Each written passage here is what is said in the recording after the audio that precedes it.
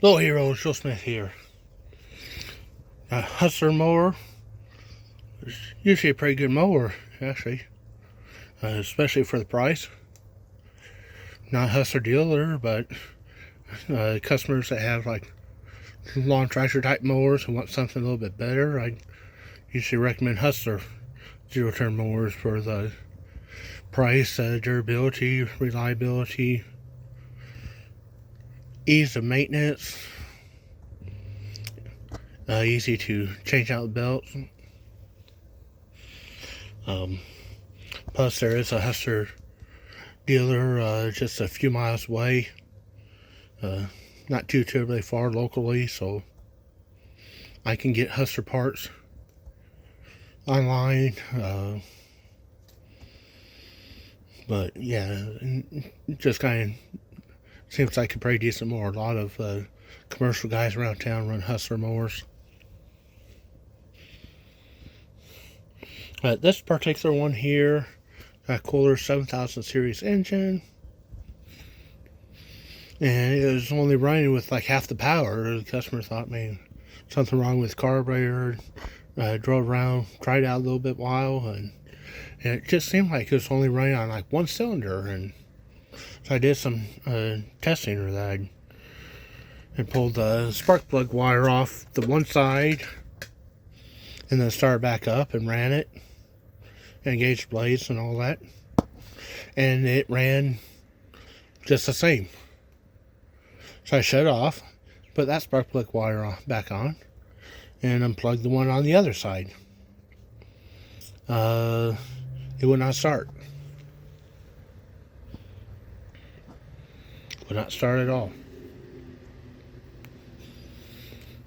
So then I plugged the other one back in, drove back up to the shop, thinking, okay, well, maybe it's a bad spark plug or ignition module. Unplugged the spark plug on the bad side. Put the ignition tester on it, and the light on it was flashing. So it's like, okay, well, the ignition module, the coil pack is good. Pulled the spark plug out. It was a little wet, like a little wet from a little gas or oil or something. I think it was like gas. Went ahead and dried it off, water brushed it, cleaned it up a little bit, plugged it into the spark plug wire, and then just let it sit against the middle there, and turned the key, and it was sparking.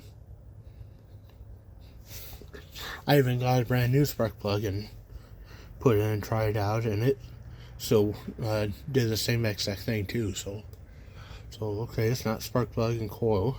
So I went ahead and pulled the spark plug back out, did compression tests, and knew these Kohler engines should be like 120 psi or higher. I got like 60 over here. I went ahead and pulled the other spark plug, the other side, out, and did a test over there, and got like 150 on the compression test. Okay, well, must be something wrong with the valves, and most likely, because the spark plug and ignition module tested was working good, and then plus their faulty to have the good compression, of course. So I went and pulled the valve cover, and as pulling it off, I heard a rattling or that, and then this time almost fell out.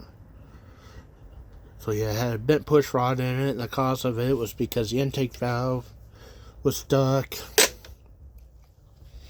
Luckily I have one of these $600 Snap-on brand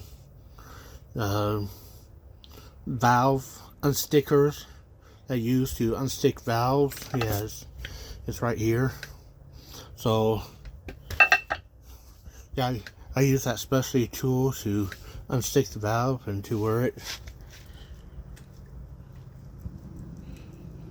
You can see now, but yeah, it moves now freely. So just got ordered a new push rod.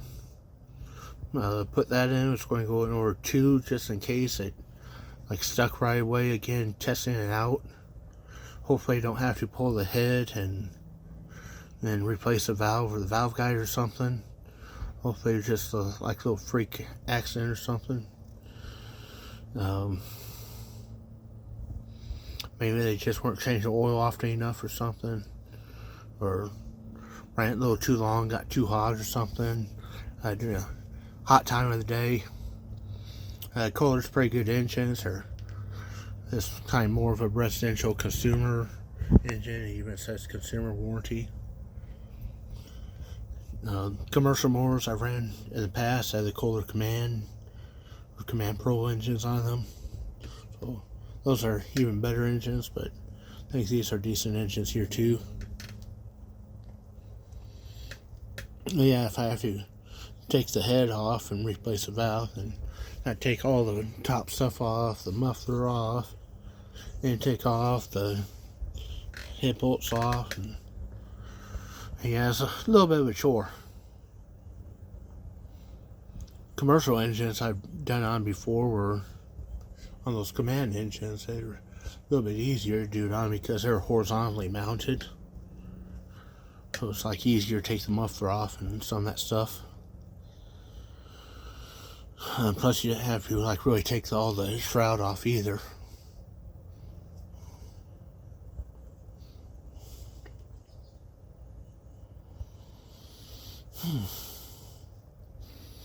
Yeah, this is only the second time in like 3 years had a issue where it was like a stuck valve or bent push rod.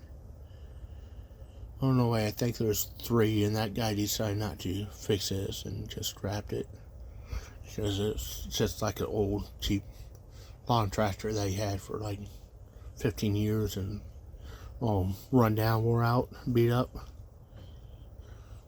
So this isn't that common of an issue, very rare, honestly. Probably easy to make misdiagnosed as a clogged carburetor, just not getting enough gas.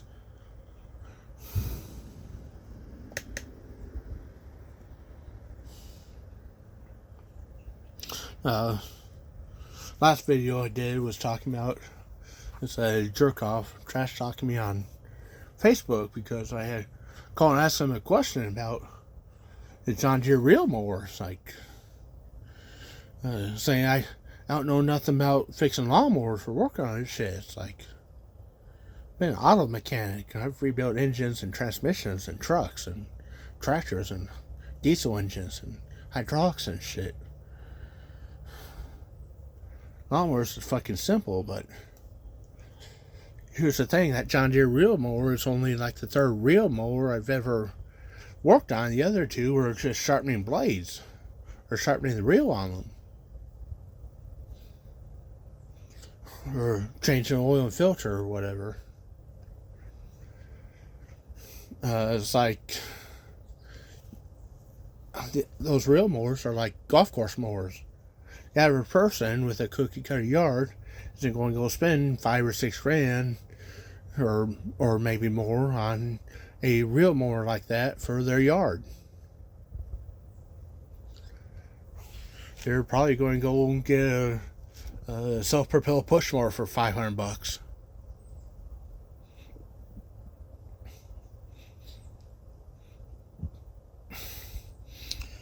And if they are going to spend over $3 grand, 3 or 4 or 5 grand on mower, they're going to get a little Hustler zero-turn mower like this probably, or a similar zero-turn mower to mow their yard with that they can sit on and ride around on.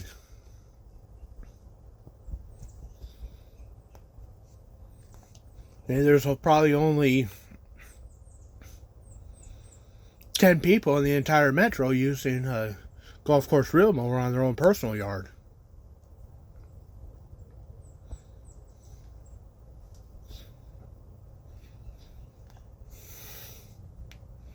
Most of the other shops won't even touch them, won't even work on them.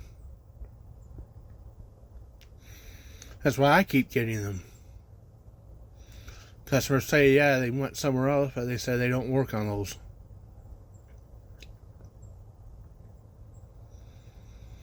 The other two were different brands than this one and configured differently with different control setups and everything. So it's like you take a Lamborghini to your general purpose any brand car shop, you get something worked on, and they're like, well, that's the first Lamborghini we ever had come in. Usually we work on like 20-year-old Honda Civics and Buicks and Chryslers and Chevy Cavaliers or old Ford Tauruses or whatever. But yeah, we'll be glad to try and figure out what's wrong with your Lamborghini. But we just got a few questions on where stuff is, what stuff does, or whatever. Make sure we don't break something.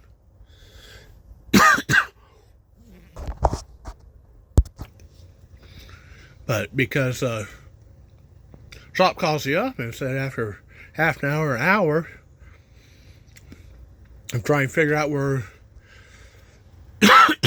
the control button or switch or lever for something or other on the Lamborghini is, because they haven't been able to figure it out or find it.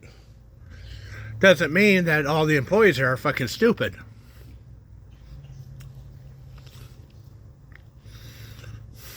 They just don't want to break your fucking Lamborghini.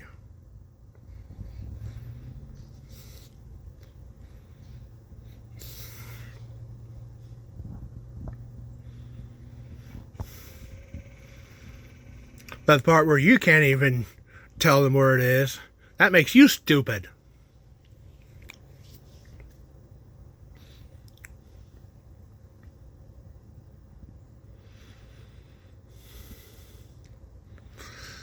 So I'm just getting really fed up with all these stupid people lately.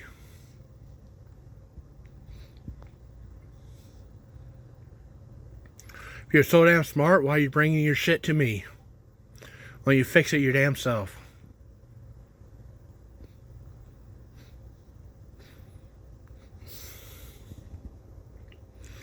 Why don't you go open up your own shop? If you're that damn smart. Or come work here full time. $100 an hour.